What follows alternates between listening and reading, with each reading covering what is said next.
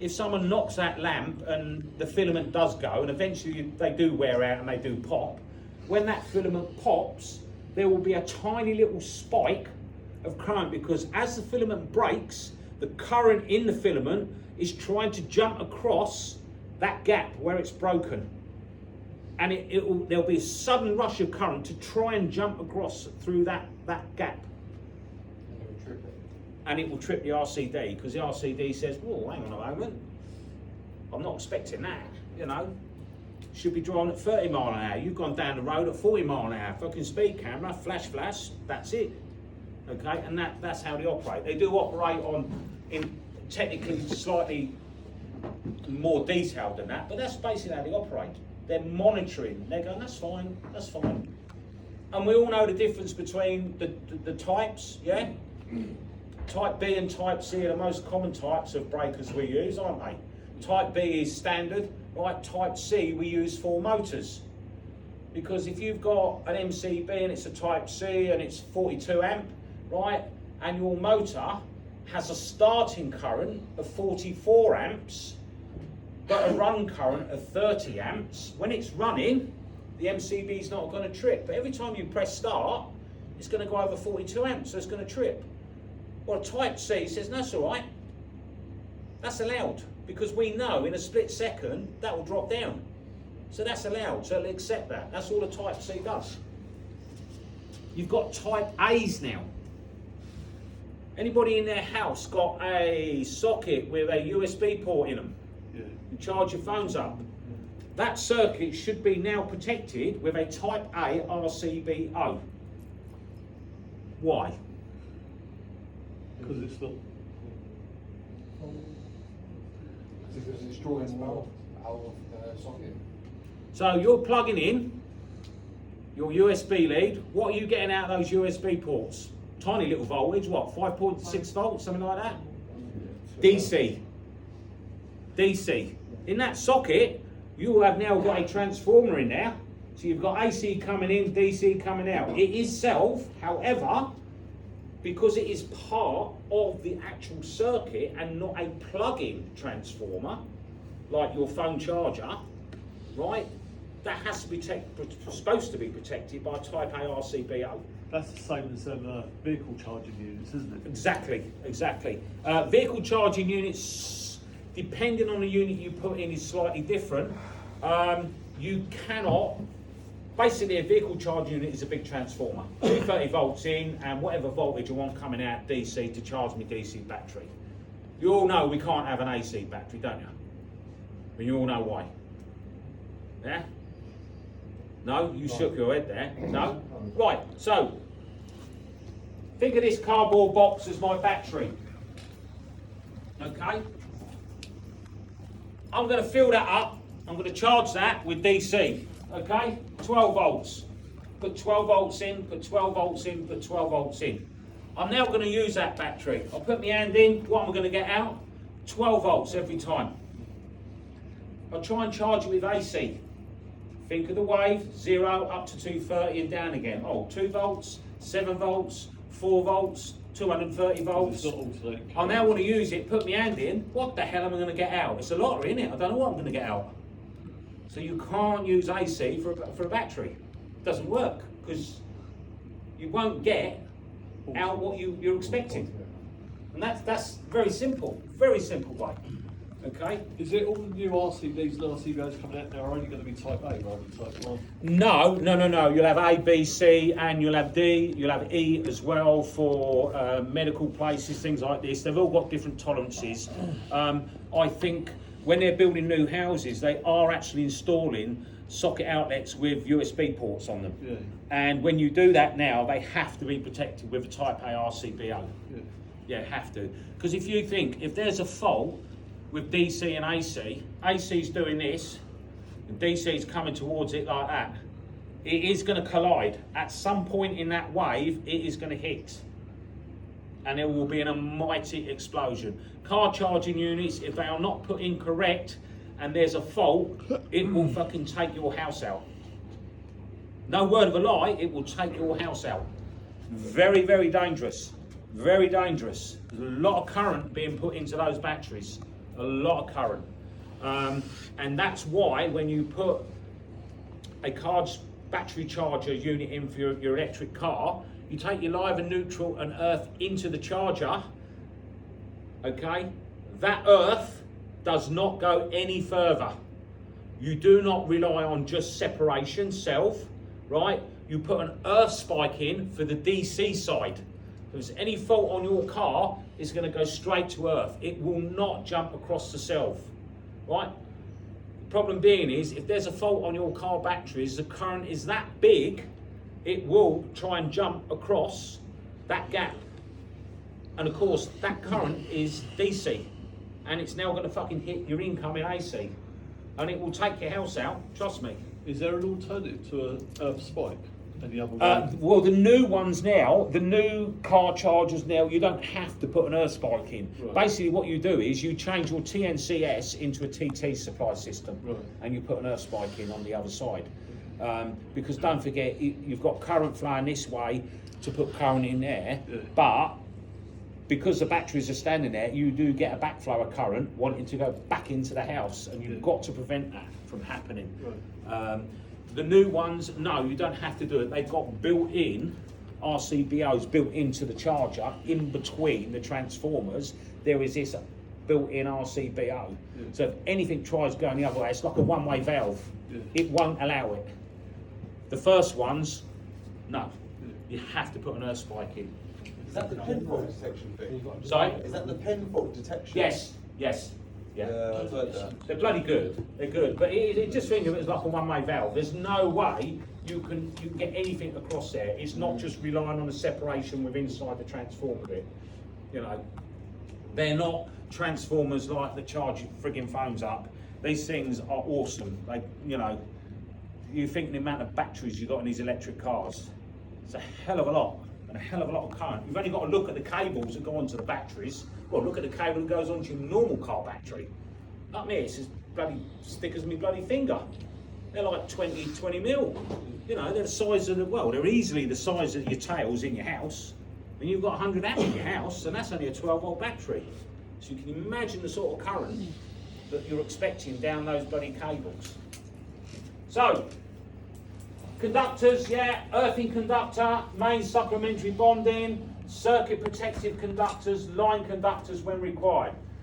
So they are all key aspects, right? Purpose of the test is to ensure that the protective conductors are continuous and connected, right? They have to be continuous, right? If they don't, you haven't got a safety circuit. Simple as that. All right, simple as that. With your main earth bonding to your water and your gas, it must go from your MET to the point of connection at your gas or water meter, right? You cannot stick it in a frigging connector block halfway. And I have seen it done, and I've seen it where they've connected it here, shoved a bit under the floor, bit out the MET, shoved a bit under the floor. And I've gone to test. The first thing I get all that cab and I pull it and I go, yeah, right. I go over here and I pull it, yeah, right, not even connected. Okay, so that's a good thing when you're looking, when you're doing your inspection, always pull the cable. Because people do it all the time, lazy fuckers, don't want to run it under the floor, right? So they need to be continuous. If it's been cut, it needs to be replaced. You cannot do a joint on it, on your main gas and water. Why? What if we do a joint, what are we going to do? Increase resistance. Increase the resistance, which means our earth path isn't as good as what we hope it would be. Okay, and that little connection could create just enough resistance to change our disconnection time. So it might not disconnect quick enough. So somebody getting electric shock, it will kill them. And that's what it's all about. Okay. Instruments used when we're doing continuity, low resistance ohm meter. Right, 20k, 200k, I always stick it on 200k, right, 200 kilo ohms, that's good enough on a house. Why do we have different settings on? Well, if you're doing a very small circuit, right, you can put it on a very low range, right? If you put it on, if you've got quite a big circuit, just knock it up to about 200k. But don't forget, the further you go, you've got to look at the decimal point, you've got to look at what it actually means. you know, things like that. Considerations, parallel paths. This is why I always say to you when you're testing anything, disconnect it from the consumer unit. If you leave it connected and click on the earth bar, you will have parallel paths. It will not give you the correct reading. The readings will probably be fine and they'll pass, but it won't actually give you the reading for that circuit. Okay? And the other reason I say I was disconnected is because you can lift the cables out and you can work safely. Now when we move on through these slides, you'll see some slides of how to actually do the tests, and every one of them has got the biggest fault on it imaginable. And if I ever catch any of you guys doing it, I'll cut your fingers off.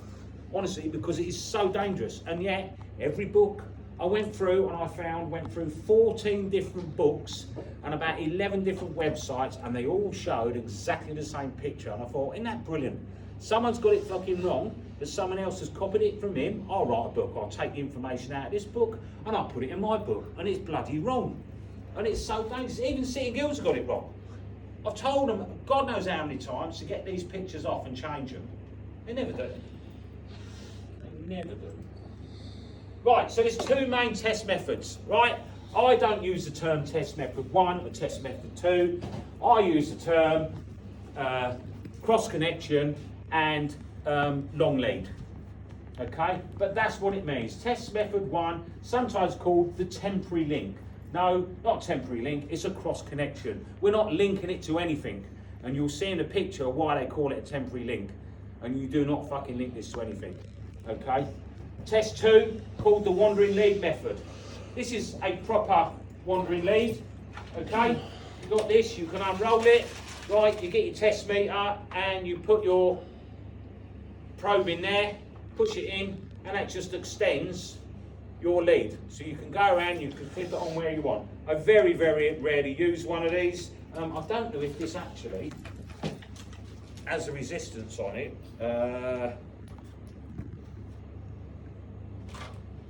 No. I mean, it would have been nice if they actually measured the resistance and put a sticker on there, wouldn't they? But I'll have to do it one day. Problem is how am I going to measure the resistance of this? What shall I do with the lead? Wide it all out. Fucking unroll the whole thing out. Was it that 50 metres? Yeah, it is 50 metres. I'll start at the end of the corridor and put it all the way down the corridor. Right, because if I don't, it's going to give me a completely different reading, isn't it? Because it's coiled up. Every time you bend a piece of cable, it increases the resistance slightly. Well, that read will change every time, wouldn't it? Or would it? Every time you unrolled it and wheeled it back? Yeah, you see, this is why I've got a problem with these. Unless you unroll the whole lead and wander around with it like that, if you just pull that amount out, that's going to be different. If I pull that amount out, that's good. What you could do, you could plug it in and null your leads. Yeah. You're supposed to pull it all out. You're supposed to pull them all out, but they don't. I mean, would you want to pull 50 metres out just to go from here to the back of the room? Of course you wouldn't. I'd null the leads. I haven't tried it with these because we've only just got these, but I'll plug it in and null the leads and see if it'll actually work with a null lead. It might go, piss off, I ain't doing that. You never know, the tester might just give up the ghost. But yeah, I mean, in my day, we never had things like this. We had a drum of 1 mil single core cable. We just used to unroll that and clip on the end of that. That'll do. But now you don't need to. So you've got two methods: a wandering lead and cross connection. Okay. The wandering lead really is only used for circuits for protective bonding conductors. So if you're doing your mains gas or mains earth, right? And your consumer unit is at the front of the house, but your water comes in at the back, there's no way you're going to reach that, are you? So you're going to have to clip on the earth bar or the MET, and you're going to go over and you're going to put it on the water pipe or the gas pipe to get your reading. Most houses now, new houses, the consumer unit, your gas, your water are relatively within the same area. Old houses, my water comes in at the back, my consumer unit's in the middle, and the gas comes in at the front. But it is like nearly 80 years old. Well, it is 80 years old now, so there you go. Right, so let's have a look at this. Test method 1. Who can see the fault?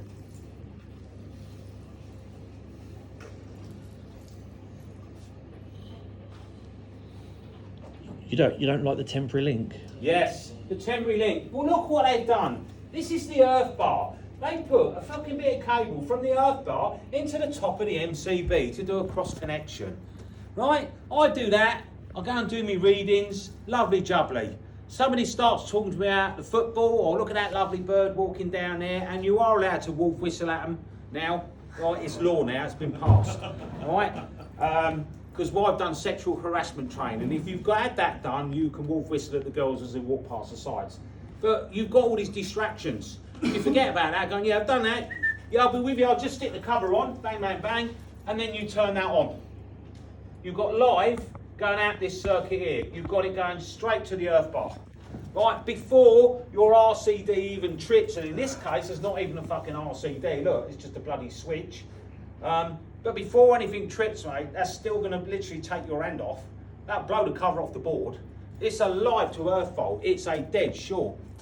Right? And it's so easily done. There's so many distractions.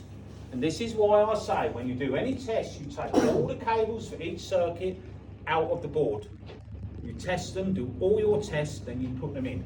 If it's initial verification and you are not the installer, somebody would have wired up the consumer unit. If you're installing and going to test it, right, then you do one circuit at a time. You've got all your twin and earths hanging down there that you've marked up. You get your first ring circuit, you strip it, you test it. I'm happy with that. Then you can cut it all and dress it in your board. Once it's in, you've never got to touch it again. Job done. Safe. There's no way you're going to end up making yourself look stupid and might be lose a few fingers at the same time. Okay? So what we do is, we do a link. We get our live, okay, or line, as they call it, line and our CP, and we cross connect it. Okay? This circuit is a radial, right?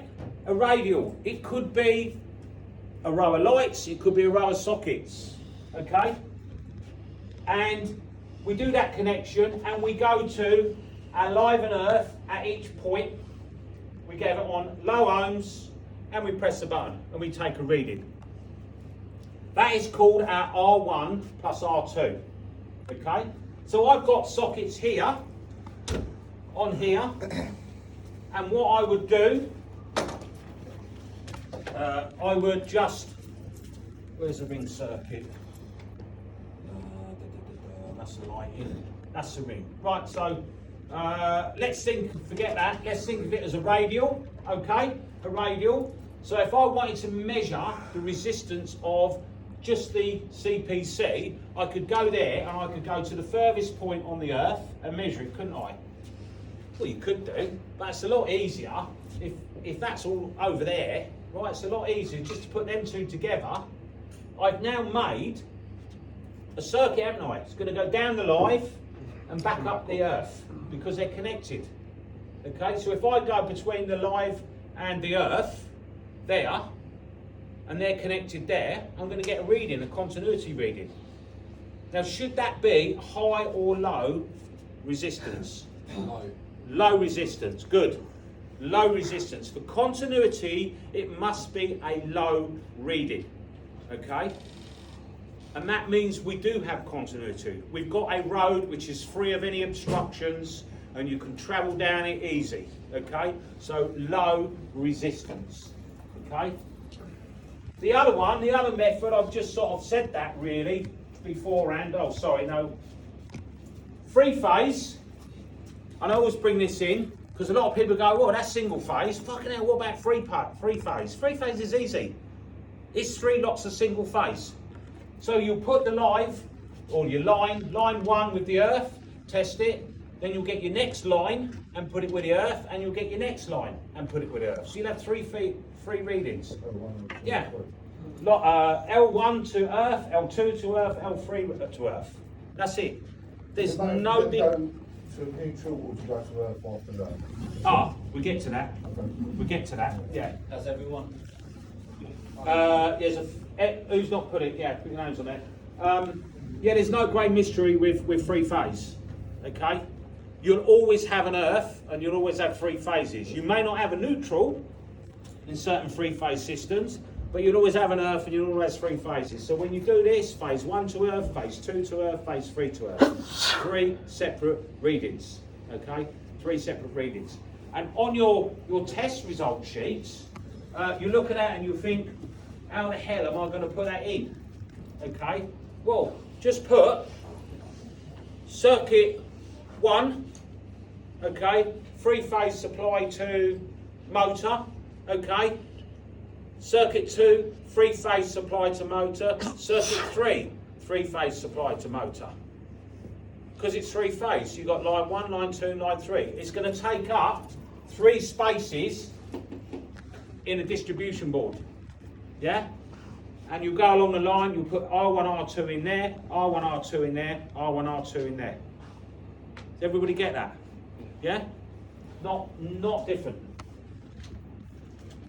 Record the measured values in the schedule of test results, and then you need to verify them, obviously. Yeah? You need to verify them. Yeah, that means 3-phase. Yeah? Just like that. It's much easier. Yeah. 3-phase motor. I never write phase, 3-phase. And 1 with a 0 with a line through it, single phase. Okay? So, test method 2, the long lead rep method. James has used the long lead method, so let's ask him. I guarantee you he's long lead. So when you use the long lead method, James, Yep. right, every time you test it and you do a long lead, do you unroll the whole fucking lead? Yes, I do. See the little smirk on his face? I told ya. You see? Have you ever tried plugging that in and nulling the leads? No, Does it actually work? it's not always no. Not always, no. See, there you go. But you are supposed to pull this out completely. All right. So I tend to use this as a last resort, really. And really, you should only use that if you're just doing your R2. Mine's an 80-metre drum. I'm not going to unreel 80. Exactly, yeah. That's why he went, yes, I do unreel it. Yeah, I know he don't. And he'll look at that and go, yeah, well, I know it's roughly bad. I'll take a bit off of that, that'll do. Every time I use it, I measure it before I attach it, and then take that off my reading. Fuck off, do you? You've measured it once in your life, I bet. Yeah, exactly. I know what he gets up to, trust me. Right, so this is the long lead method. So you'll have your wandering lead. Again, look, they put it on the earth bar. We've got other circuits in there. I don't want to fucking measure the resistance of the other circuits. It's going to pick them up. Right? So disconnect the cables. I only want to measure that circuit. Okay? Because it's circuits in parallel. Now, that's pretty